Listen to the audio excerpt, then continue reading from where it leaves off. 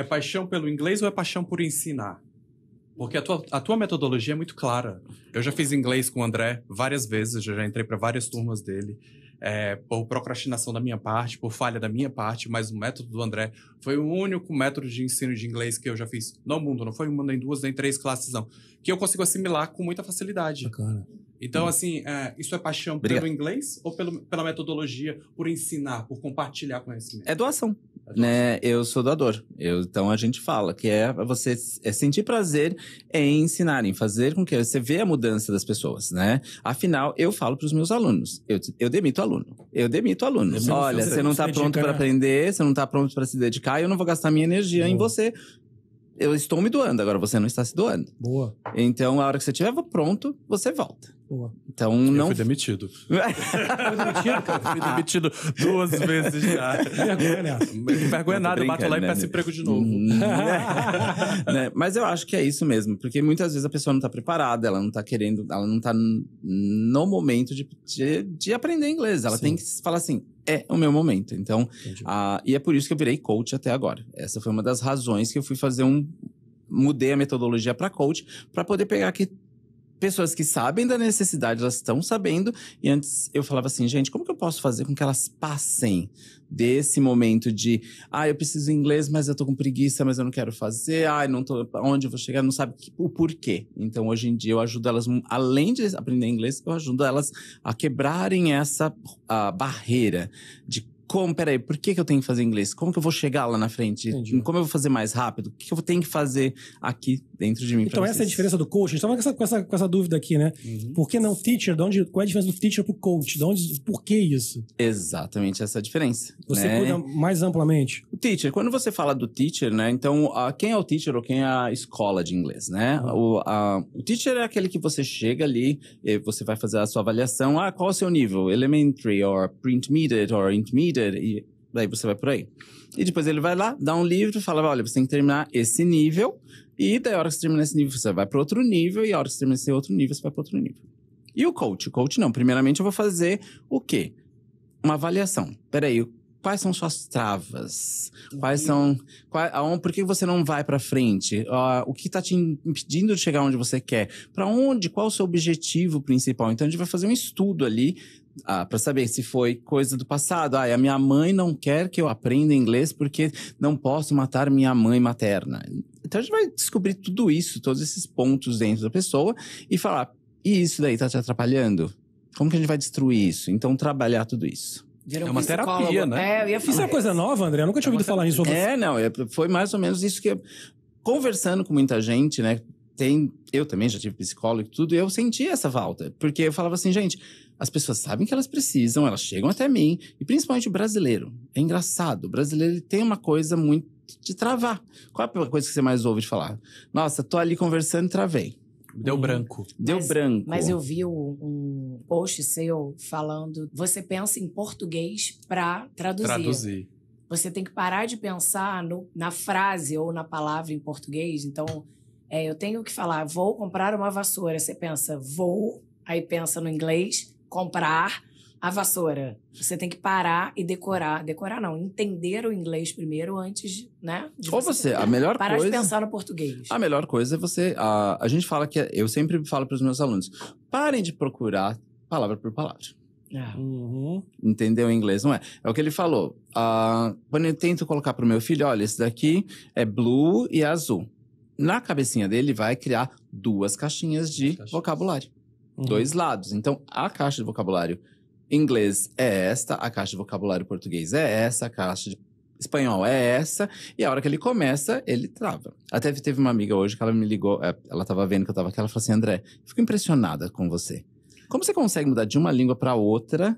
Eu não consigo. Ou eu fico numa só, ou eu vou para outra. Ou fala português e espanhol junto, inglês... Não... E vai indo, entendeu? Mas porque são as caixas abertas. E uma coisa daí que é importante, por exemplo, a palavra, a frase, né? What's your name? Ninguém traduz. Não. Ninguém traduz. E todo mundo sabe a resposta. My name is. E você fala, what's his name? Também vai ser his name is. Por quê? Você criou um som na cabeça do what's. Where is. What is your name? Entendeu? What is your name? Daí depois mudou. What's his name? What's his name? What's her name? Então, você vê como só esse grupinho, se você aprender esse grupinho, what is this? What is your name? What is your car? Tá vendo que só esse grupinho, esse som aqui, ele forma um monte de coisa. Sim. Né? Com certeza. Não pensar é realmente muito importante. Coisa das caixinhas é algo que... Eu vou entrar no meu caso então logo, cara, porque já tá entrando tão perto que já vou chegar lá. Segurar a onda, mas eu vou falar... de causa. Ele quer resolver a vida dele em inglês agora. Eu quero entender. Vamos lá. Eu vou ser sincero em relação. Eu sou fluente em inglês. Isso. Falo inglês, sempre já percebi pelo inglês na hora que ele falou ali. Que bom. Não, eu falo bem inglês, eu faço reunião em inglês, eu encontro com cliente em inglês, eu não tenho problema nenhum de falar inglês. Mas ele trava. Eu tenho vocabulário, eu vejo filmes sem legenda, eu leio livro em inglês. Eu tenho zero problema. Não é que eu trave, eu não travo. Tá? Não vou dizer que eu travo, eu não travo. Só que acontece pra caramba, pelo fato de eu falar muito português. Tá? Eu falo português aqui 99% do meu tempo. Que o meu inglês eu acho que regrediu. Tá? Que eu falo não o inglês em si que tá tudo aqui dentro. Mas a minha fluência deu uma piorada. No meu caso, que eu acredito que seja também de várias pessoas daqui, eu conheço vários amigos empresários e profissionais que falam muito bem inglês, mas que também, na hora de fazer, de dar um passo além, as pessoas têm esse medo. Que eu acho que o brasileiro, que você falou bem, o brasileiro tem essa questão de querer ser perfeito, tá? Eu acho que é coisa muito do brasileiro. Eu quero falar perfeito, senão é como eu não estivesse falando. Isso eu já passei dessa fase. Eu falo, cara, eu falo. Eu sento e falo. Mas não é nem um pouco incomum eu acabar uma reunião ou um bate-papo com a pessoa em inglês e falar assim, porra, por que eu errei aquilo ali? Caraca, que palavra idiota que eu não lembrei. Pô, não veio na cabeça a palavra. Eu vou pro outro lado, entendeu? Eu não deixo de falar, eu vou falando, eu vou pro outro lado, mas eu esqueço coisa que eu sei. Claro que isso já tá na minha cabeça, talvez essa travinha aí, e aí eu volto pra trás, eu fico assim, sabe? E eu admito pra você que isso às vezes talvez me impeça, por exemplo, de ter um conforto na hora, por exemplo, eu vou conseguir conquistar um cliente americano. Eu até tenho. Com o tempo eu vou ganhando intimidade, mas talvez, Gabriel, tem que ligar para um cliente americano. Eu vou ser sincero que você me dá aquela... Putz, cara, tem mesmo que ligar. Preciso sair para um cara que eu nem sei quem é.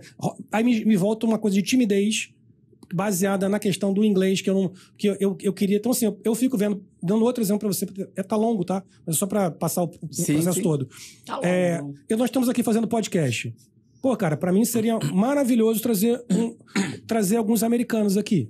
Pessoas americanas e fazer um podcast inteiro em inglês. Só traz. Exato. Eu pensei nisso, fazer. Mas aí eu fico falando... Outro dia eu vi, por exemplo, vou dar um exemplo aqui. O Flow, o Igor lá do Flow, fez entrevista com os americanos. Cara, ficou lindo. Ele é professor de inglês. Ficou lindo. Pô, a Anitta hoje, ela dá entrevista em inglês. É lindo. Ela senta onde foi e fala. E óbvio que ela foi treinada pra isso.